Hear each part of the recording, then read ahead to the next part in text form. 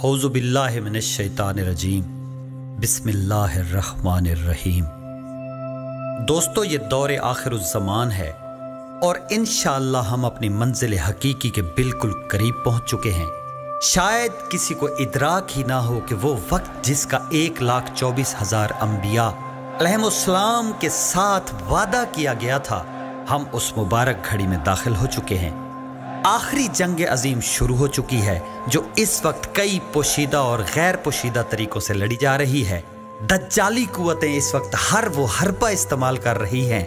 कि जिससे वो पूरी दुनिया पर हुक्मरानी कर सकें। ये काम तो करना था उलमाए कराम ने, लेकिन उन्हें फिरका वारियत में ऐसा उलझा दिया गया कि उनके पास वक्त ही नहीं है कि वो लोगों को इस दौर की नज़ाकत से आगाह कर सकें, उन्हें गुज़श्ता, मौजूदा और आने वाले हालात से आगाह करें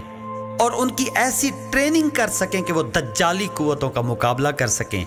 उनकी शातिराना चालों को समझ सकें और अगर और कुछ भी न कर सकें तो कम से कम अपना तहफ़्फ़ुज़ तो कर सकें। लेकिन अफसोस कि हम बज़ाहिर तो जाग रहे हैं, लेकिन हमें खबर ही नहीं कि दज्जाली कुव्वतें हमारे गिर्द कौन सा जाल बुन चुकी हैं। दोस्तों, इस दौर की नज़ाकत को देखते हुए कि जिसमें आखिरी जंग अजीम, दज्जाल और हज़रत ईसा अलैहिस्सलाम के बारे में तो फिर भी कुछ ना कुछ सोशल मीडिया और यूट्यूब वगैरह पर मिल जाता है, लेकिन जो तीसरी और आखिरी जंग अजीम के असल हीरो और जनाब ईसा अलैहिस्सलाम के हकीकी मसीहा हैं कि जिनका वो 2020 साल से इंतज़ार कर रहे हैं, यानी शहनशाह आखिरुज़्ज़मान, कि जिनके बारे में मालूमात ना होने के बराबर मिलते हैं, मैं उनके बारे में ऐसी मुदल्लिल मालूमात शेयर करने जा रहा हूं जो इससे पहले माँ सिवाय हमारे प्लेटफॉर्म के ना कभी किसी ने सुनी होगी और ना ही पढ़ी होगी। दोस्तों, मैं इस सिलसिले में शेयर करने वाला हूं तमाम कुतुब समावी, चाहे वो कुरान मजीद है, ज़बूर है, अंजील है, तौरात है, या 4 वेद यानी हिंदू धर्म की किताबें हैं, या बुद्ध मत, जैन मत, शिंटोइज्म, बल्कि इस जैसे मजीद जितने भी मज़ाहिब हैं, उन तमाम पर नाज़िल होने वाले सहीफ़ों और उनमें आने वाले तमाम अम्बियाए मासलफ़ अलैहिस्सलाम के फरामीन में से वो फरमान जो आखिरी दौर में होने वाली आखिरी जंग अजीम के बारे में है, जो हक और बातिल के दरमियान आखिरी लड़ाई होगी, जिसमें शैतान को उसकी पूरी टीम समेत बनफ्स नफीस कत्ल कर दिया जाएगा और उसके बाद हज़ारों बल्कि लाखों साल पर मुहीत एक पुरअमन और पुरसकून मुआशरे का क़याम होगा, जिसमें शर्र और शैतान का नाम और निशान तक ना होगा। मैं वो तमाम फरामीन आपके साथ शेयर करने जा रहा हूँ जो उस आने वाले आखिरी और हकीकी मसीहा और रिफार्मर के बारे में हैं, जिन्हें हर मजहब ने एक अलग नाम दिया है। यही वजह है कि आज जिस वक्त हम उनके इस्म मुबारक पर रिसर्च करते हैं तो उनकी तादाद 1100 से भी तजावुज़ कर जाती है, यानी हर मजहब बल्कि हर फिरके ने उन्हें एक अलग नाम दिया है, क्योंकि कोई नबी ऐसा नहीं कि जिसने शहनशाह आखिरुज़्ज़मान का जिक्र ना किया हो या उसकी आमद की दुआ ना करवाई हो। तो दोस्तों, बढ़ते हैं हम अपनी असल बात की तरफ, लेकिन इससे पहले मैं एक गुजारिश करना चाहता हूँ कि मैं तो एक कम इल्म इंसान हूँ। यकीनन कितने ही अल्फाज ऐसे आएंगे जिनकी शायद मुझे अदायगी भी सही ना आती हो, जिन्हें सुनकर आपके चेहरे पर मुस्कुराहट दौड़ जाए। यानी लिखना और रिसर्च करना तो दूर, मैं तो इन्हें पढ़ने की भी अहलियत नहीं रखता। ये सब कुछ मेरे मुर्शिद करीम अल सैयद मोहम्मद जाफरुज़्ज़मान नकवी अल बुखारी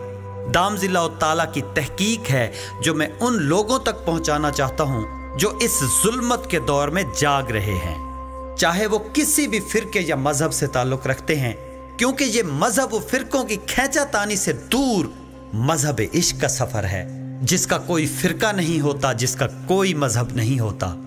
तो जो आने वाले वक्त, बल्कि वक्त तो सर पर आन पहुंचा है, तो जो खुद को इस वक्त के लिए तैयार करना चाहते हैं और मजबूत होना चाहते हैं ताकि वो दज्जाल के फितनों और झूठे दावेदारों को पहचान सकें और उनसे बच बचाकर शहनशाह आखिरुज़्ज़मान तक पहुंच सकें, उनकी कदम बोसी और नुसरत कर सकें, उनसे गुजारिश है कि वो हमारे साथ जुड़े रहें।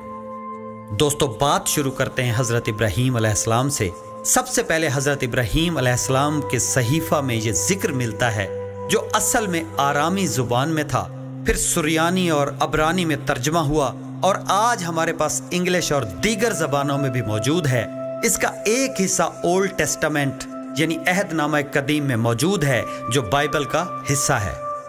جناب ابراہیم علیہ السلام نے اس آنے والے ریفارمر کا نام جناب ماشا علیہ السلام بتایا، جس کے معنی ہے ہر رنگ میں رنگنے والا۔ جناب ابراہیم علیہ السلام نے اس میں صرف یہی بتایا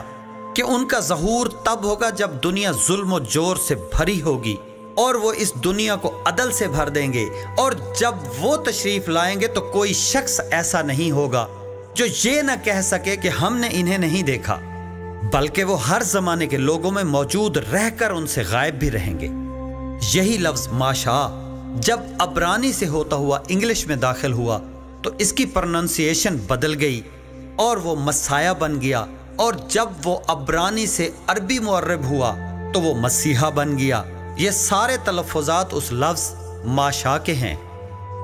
عیسائیت نے اپنے نبی کو یہ نام دے دیا، جبکہ بائبل میں کہیں بھی جناب عیسیٰ علیہ السلام نے خود کو مسیح نہیں کہلوایا، بلکہ ان کے فالورز نے انہیں مسیح سمجھا اور مسیح کہتے رہے، اور انہی کی زبانی قرآن میں جناب عیسیٰ کو مسیح فرمایا گیا ہے، نہ کہ حقیقی معنی میں۔ یہ ایک الگ موضوع ہے، ہم اس سے آگے بڑھتے ہیں۔ جناب موسیٰ علیہ السلام نے فرمایا آخری زمانے میں جس ذات نے خروج فرمانا ہے اس کے ایک ہاتھ میں اللہ کی آتشی شریعت ہوگی اور دوسرے ہاتھ میں تلوار ہوگی۔ وہ پوری انسانیت کے سامنے شریعت پیش کریں گے، جو اس کو قبول نہیں کریں گے اس پر تلوار چلائی جائے گی۔ لیکن چونکہ جناب عیسیٰ علیہ السلام نے یہ قوائف پورے نہیں کیے، یہی وجہ ہے کہ یہودی ان کو مسیحی نہیں مانتے، بلکہ وہ آنے والے مسیح کے منتظر ہیں۔ دوستو، قبل از مسیح کے جو مذاہب ہیں ان میں سب سے قدیم مذہب ہندو دھرم ہے۔ ان کی مقدس کتاب میں کالکی اوتار یا کالنکی اوتار کا ذکر ہے، جو سفید گھوڑے پر سوار ہوں گے اور ان کے ایک ہاتھ میں تلوار ہوگی اور سارے زمانے کے بدکاروں کا خاتمہ کریں گے۔ جین مت میں مہاجین کا ذکر ملتا ہے جو پوری دنیا پر عدل قائم کر دیں گے۔ دوستو، 500 BC میں سدھارتھ یعنی مہاتما بدھ کا مذہب متعارف ہوا، جس میں یہ تصور موجود ہے۔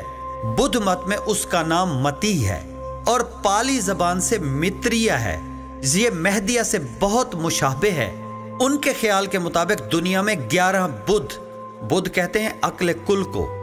11 بدھ آ چکے ہیں، آخری نے آنا ہے۔ اسی طرح زرتشت کے مذہب میں بھی یزدان یعنی خدائے خیر نے آخری زمانے میں آنا ہے، جو اہرمن یعنی خدائے شر سے جنگ کرے گا۔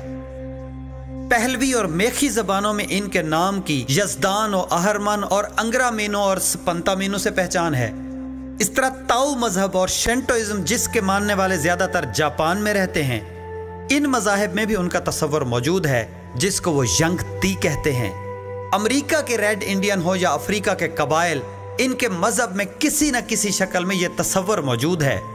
220 مذاہب جو آج اس دنیا میں موجود نہیں ہیں، ان کے نظریات روایتی کہانیوں یعنی لیجنڈز کی شکل میں کتابوں میں موجود ہیں، تو ان سب میں یہ تصور موجود ہے کہ آخری زمانے میں ایک عظیم ریفارمر نے دنیا پر عین اس وقت ظہور فرمانا ہے جب وہ ظلم سے بھر چکی ہوگی، اور اس نے ساری دنیا کو ریفارم کرنا ہے اور عدل و انصاف کو قائم کرنا ہے۔